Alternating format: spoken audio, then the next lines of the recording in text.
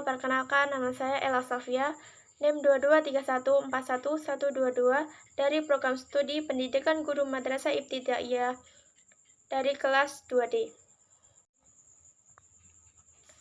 Di sini saya akan menyampaikan materi tentang teori psikoanalisis dan teori behaviorisme. Langsung saja ke teori yang pertama. Pengertian psikoanalisis. Menurut Corey, psikoanalisis merupakan teori pertama yang muncul dalam psikologi, khususnya yang berhubungan dengan gangguan kepribadian dan perilaku neurotis. Sedangkan menurut Willis, psikoanalisis meliputi 3 aspek penting. Yang pertama, sebagai metode penelitian proses-proses psikis. Yang kedua, teknik untuk mengobati gangguan-gangguan psikis. Yang ketiga, sebagai teori kepribadian. Hakikat manusia dalam psikoanalisis, seperti antirasionalisme, mendasari tindakannya dengan motivasi tak sadar, konflik dan simbolisme.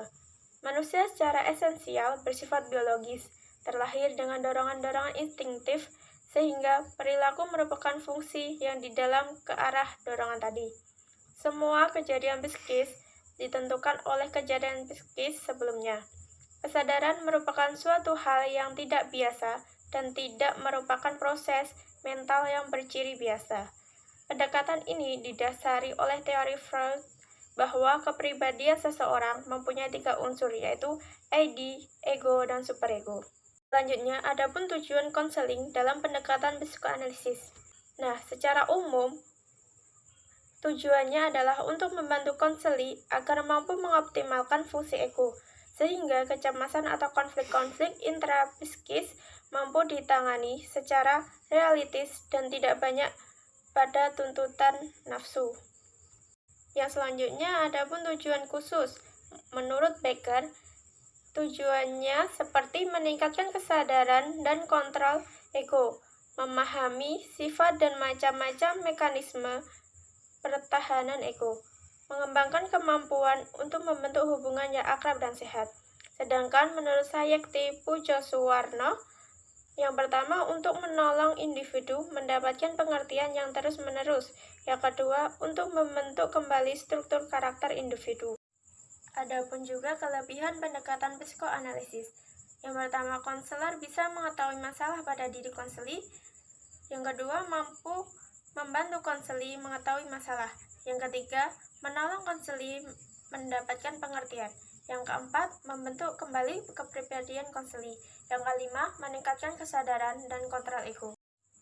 Keterbatasan pendekatan psikoanalisis meliputi waktu yang dibutuhkan dalam terapi terlalu panjang.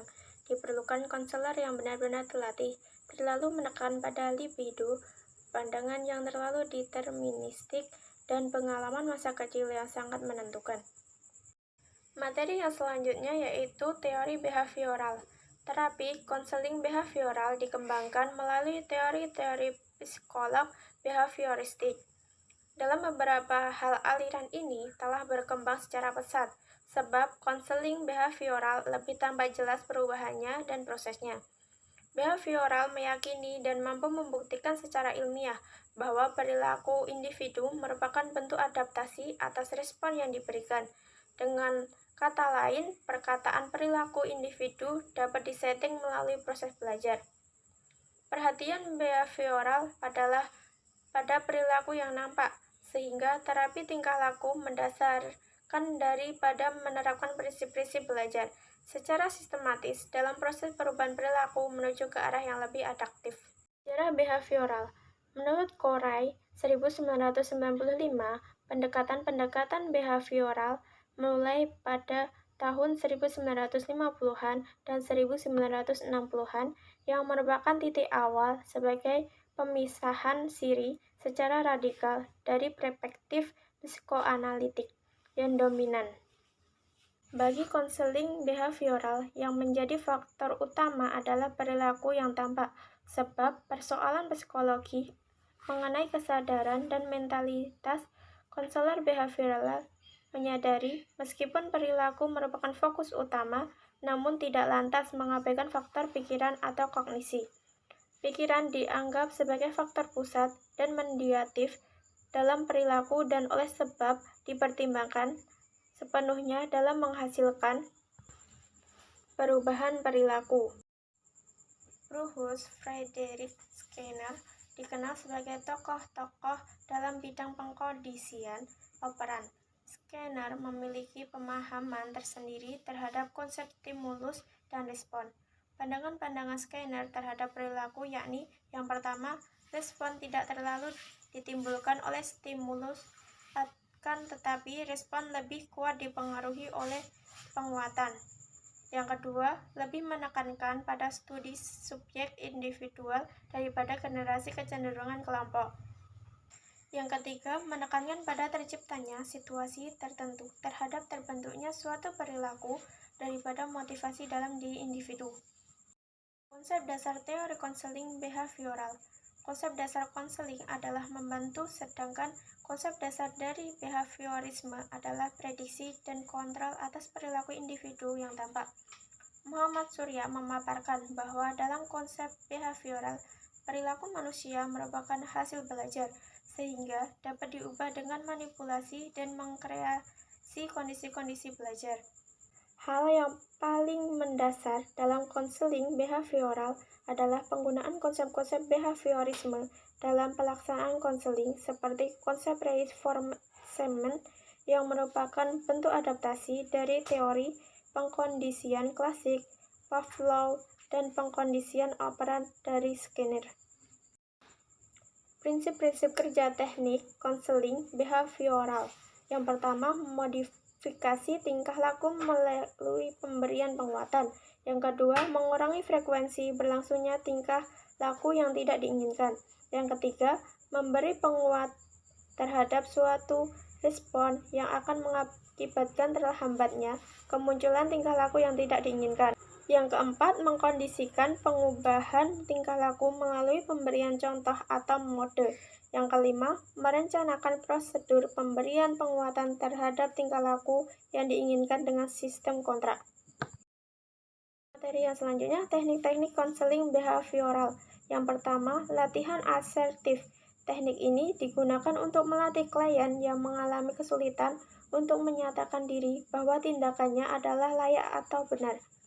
Latihan ini terutama berguna di antaranya untuk membantu individu yang tidak mampu mengucapkan perasaan tersinggung, kesulitan menyatakan tidak, mengungkapkan afeksi, dan respon lainnya. Cara menggunakannya adalah dengan permainan peran dengan bimbingan konselor. Yang kedua, desensitisasi sistematis.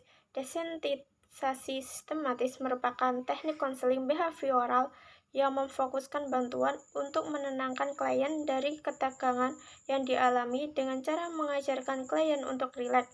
Esensi teknik ini adalah menghilangkan tingkah laku yang diperkuat secara negatif dan menyertakan respon yang berlawanan dengan tingkah laku yang dihalangkan. Ketiga, pengkondisian aversi.